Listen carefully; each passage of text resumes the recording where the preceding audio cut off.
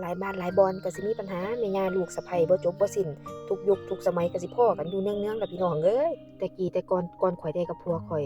ยกับแม่ย่าข่อยนี่ก็บ่แม่นว่าสิดีกันมาก่อนข่อยกับเพิ่นก็ด่ากันว่าซั่นพี่น้องเอ้ยด่ากันจนเสียคนเสียผู้ไปจังซั่นแหล้วด้วยความว่าที่ข่อยมาเป็นลูกสะใภ้เพิ่นสมัยแต่กี้น่ะพี่น้องข่อยก็เป็นคนที่อีโกสูงเป็นคนที่โลกส่วนตัวสูงบ่มักยุ่งยากกับไผคันมีไผมาเว้านั่นเว้านี่ข่อยสิเป็นหงุดหงิดเป็นโมโหไปซะซั่นตัวก็จังว่าผัวเมียล่ะพี่น้องจังได๋ก็ต้องได้นั่งคุยกันเรื่องพ่อเรื่องแม่เรื่องนั้นเรื่องนี้ก็ต้องได้คุยได้ปนกันว่าอิหยังเรารับได้อิหยังเรารับบ่ได้ผัวข่อยเลาเป็นคนชัดเจนมาแต่ใดแต่ไรว่าล่าเอ้ยอ้ายก็ขอเว้าตรงๆนั่นล่ะคันเธอสิมาอยู่กับอ้ายคันเธอสิมาใช้ชีวิตคู่ร่วมกับอ้ายเธอรักพ่อรักแม่อ้ายได้บ่อ้ายยอมเธอทุกสิ่งทุกอย่างอ้ายขอเธอ2เรื่องก็คือเรื่องพ่อแม่แล้วก็เรื่องลูกอ้ายขอให้เธอรักพ่อรักแม่อ้ายคือจังพ่อแม่แท้ๆของเธออ้ายขอให้เธอรักลูกของอ้ายคือจังลูกแท้ๆของเธอเธอเฮ็ดให้อ้ายได้บ่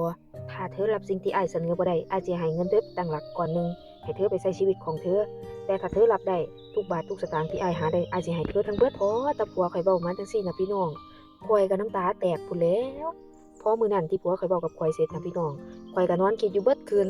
ความจริงข้อยก็คิดว่าโอ๊ยสร้างแล้วบ่แม่นพ่อแม่นแม่กูตั่วคลอดก็บ่ได้คลอดกูจังซี้นะตอนนั้นน่ะความคิดเด็กน้อยอีหลีเดะพี่น้องพอมาคิดทบทวนทั้งเบิดทั้งมวลเรื่องที่เกิดขึ้นผัวข้อยเลาก็ดีกับข้อยแบบดีกับข้อยทุกสิ่งทุกอย่างจังซี้นะข้อยก็เลยมองข้ามสิ่งที่มันบ่ดีทั้งเบิดข้อยก็เลยคิดว่า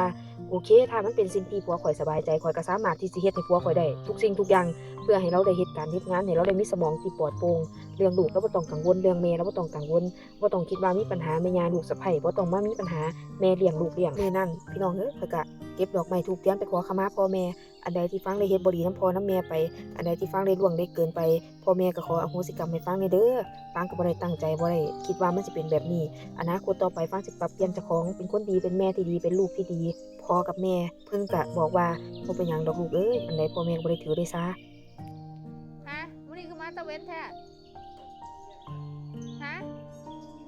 มึงผู้สาวอีหลีติหึหาเว้าผู้สาวน่ะแซ่บบ่ล่ะ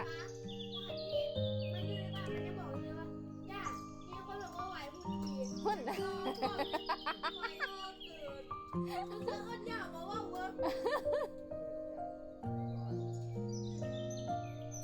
แซ่บบ่ตักให้ย่าเด้อจ้ะ